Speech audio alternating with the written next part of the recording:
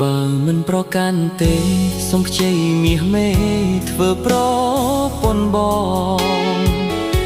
ងអួតគេផងមិនអោយឆ្កំឆ្កងផ្អែកស្មាកាន់ដៃប្រពន្ធលំសុំមិនបាច់ផ្លូវការក៏បានដែរថ្លៃត្រឹមបងហាញភ្នែកអ្នកដបទេសុំសិតច្រណៃស្រឡាញ់មួយជីវិត